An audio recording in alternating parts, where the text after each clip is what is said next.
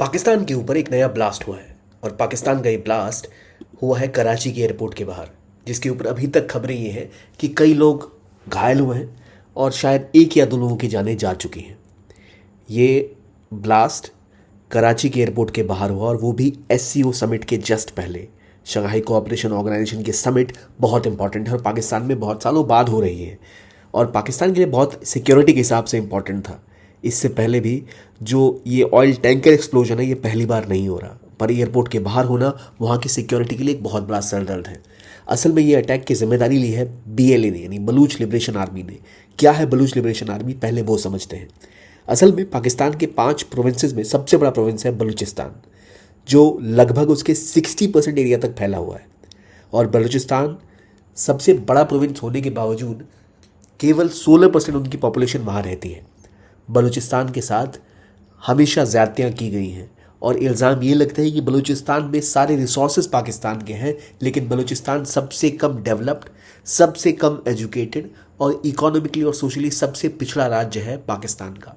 जो राज्य वहाँ का सबसे बड़ा राज्य है, वहाँ सबसे कम रिप्रेजेंटेशन है, सबसे कम डेवलपमेंट है। इसीलिए बलूची ट्राइब के लोग जो यहाँ रहते हैं वो पाकिस्तान की सरकार से हमेशा नाखुश रहे हैं और इसी वजह से वहाँ पर खड़ी हुई है एक पूरी आर्मी जो बलूचिस्तान को आज़ाद कराना चाहती है, जिसका नाम है बलूचिस्तान लिबरेशन आर्मी, बीएलए। अब ये बीएलए एक्टिव कहाँ है? देखिए, पाकिस्तान के सबसे बड़े प्रोविंस बलूचिस्तान के आसपास बलूची ट्राइब के लोग रहते हैं। ये ईरान और अफगानिस्तान में भी फैले हुए हैं। ईरान का बलूची इलाका सिस्तीन और बलूचिस्तान पाकिस्तान के साथ पहले भी कॉन्फ्लिक्ट में रह चुका है। यहाँ आज़ादी की डिमांड बलूची लोग करते हैं, पर क्योंकि ये 3 देशों में फैला हुआ है, इनकी डेवलपमेंट या इनका आज़ादी का एजेंडा हमेशा पीछे रह जाता है। बलूची ट्राइब एक बहुत ही स्ट्रॉन्ग ट्राइब है जो ईरान, पाकिस्तान और अफगानिस्तान के रीजन में फैली हुई है। यहाँ पर डेवलपमेंट बहुत कम है और जो डेवलपमेंट होनी भी चाहिए वो हो नहीं पाती। यहाँ पर बहुत से रिसोर्सेज हैं और कहा यह जाता है कि अगर पाकिस्तान ने यहाँ डेवलपमेंट पे काम किया होता तो शायद उनकी इकॉनमी को बहुत ज़्यादा फ़ायदा हो सकता था। असल में इस रीजन पे पाकिस्तान एक डीप सी पोर्ट ग्वादर में बना चुका है, जो इनके लिए बहुत इकोनॉमिकली इंपॉर्टेंट है और स्ट्रैटेजिकली भी इंपॉर्टेंट है।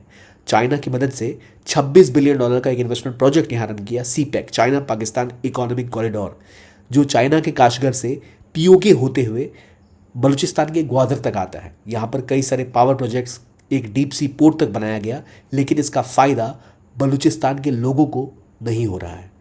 उनकी ज़मीन का फ़ायदा पाकिस्तान की सरकार उठाती है, वहाँ बिजली बनाती है और बिजली जाती है पंजाब में, जहाँ पंजाबी लोग रहते हैं जो पाकिस्तान के एलीट्स हैं। बड़े बड़े पोर्ट्स और प्रोजेक्ट्स जो डेवलप किए गए बलूचिस्तान में, उसका बलूचियों को कोई फ़ायदा नहीं हुआ। क्योंकि बलूची लोगों को कोई फ़ायदा नहीं हो रहा, इसलिए वो लगातार इन डेवलपमेंट प्रोजेक्टिविटीज़ का विरोध करते हैं।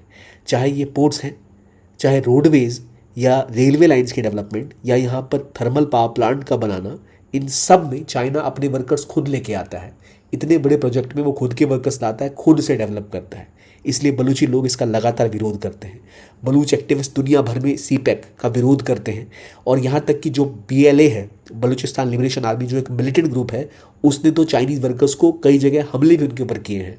ये लोग लगातार पाकिस्तान की आर्मी के ऊपर हमले करते हैं। पाकिस्तान में जो बाहर के वर्कर्स आके इनकी ज़मीन के ऊपर कंस्ट्रक्शन का काम कर रहे होते हैं, जिनमें इनका कोई फ़ायदा नहीं, और इनके मिनरल्स ले जाकर वो उससे पैसे बनाते हैं, इसका विरोध लगातार बलूची लोग करते रहते हैं अक्रॉस द हॉराइजन।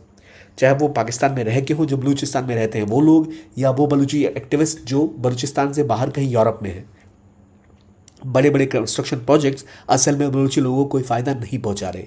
बलूचिस्तान एक इंपॉर्टेंट प्रोविंस है और हिस्टोरिकली यहाँ पर कॉन्फ्लिक्ट होता ही रहा है। असल में बलूचिस्तान लिबरेशन आर्मी शुरू कहाँ से होती है, ये जानते हैं।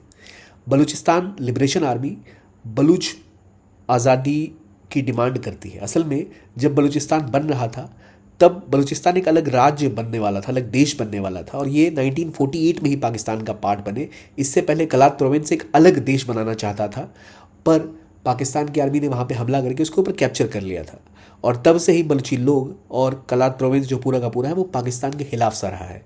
1971 में बांग्लादेश की आज़ादी के बाद से बलूची लोगों ने अपनी आज़ादी की डिमांड और तेज कर दी है। असल में हमेशा से ही कलात एक इंडिपेंडेंट स्टेट रहा है और उसकी पूरी की पूरी आइडेंटिटी पाकिस्तान की आइडेंटिटी से अलग है, और इसीलिए जब इनकी बात नहीं मानी गई तो बीएलए खड़ा हुआ, और बीएलए ने खासतौर पे माजिद जैसा एक सुसाइड स्क्वाड भी बनाया, और लगातार ये पाकिस्तान की मिलिट्री, उनके कंस्ट्रक्शंस पर अटैक करते हैं और 2018 के बाद से काफ़ी ज़्यादा एक्टिव हो चुके हैं। इन्होंने पूरे पाकिस्तान में कई जगह ब्लास्ट किए हैं। इन ब्लास्ट में पाकिस्तान ने कई सारे सिक्योरिटी ऑफिशियल्स को गंवाया।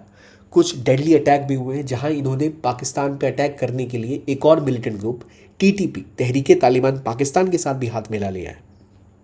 इसकी वजह से इस ग्रुप के पास काफ़ी ज़्यादा खतरनाक हथियार आ चुके हैं और ये हथियारों की मदद से ये पाकिस्तान के ऊपर लगातार हमले कर रहे हैं। चाहे वो अटैक्स इनके एयरपोर्ट के पास हों, चाहे वो अटैक्स कई ऐसी जगहों पर हों जहां इनके पुलिस वाले हों या फिर इनके सिक्योरिटी पर्सनल्स हों। इसके अलावा पूरे पाकिस्तान में बॉम्ब ब्लास्ट भी कई सारे हुए हैं जो बलूचिस्तान लिबरेशन आर्मी ने करवाए हैं। बदले में पाकिस्तान की आर्मी ने इनके खिलाफ एक बहुत ही बड़ा क्रैकडाउन भी किया जहां कई लोगों को इनके मार गिराया गया। लेकिन इसके बावजूद बलूचिस्तान लिबरेशन आर्मी ने लगातार अपनी बात आगे रखी है कि वो आज़ादी चाहते हैं, ऑटोनॉमी एटलीस्ट चाहते हैं। और कहा यह जाता है कि बलूचिस्तान की आज़ादी की डिमांड बहुत ज़्यादा ही एक ऐसा मुद्दा है जो पाकिस्तान को तोड़ने की क्षमता रखती है। लगातार हो रहे ब्लास्ट ये दिखाते हैं कि पाकिस्तान की आर्मी बलूची नेशनल मूवमेंट को कंट्रोल करने में असफल है और बलूचिस्तान लिबरेशन आर्मी काफ़ी सक्सेसफुल हो रही है। एससीओ के समिट पाकिस्तान में होने वाली थी जिसमें उन्होंने इंडियन फॉरेन मिनिस्टर को भी बुलाया था।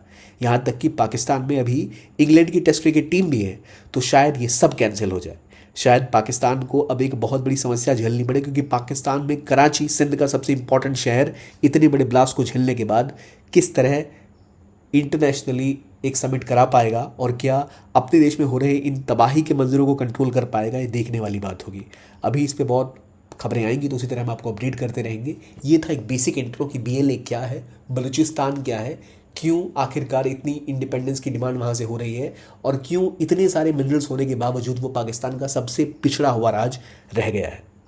थैंक्स फॉर वॉचिंग PW ज्ञान कोश।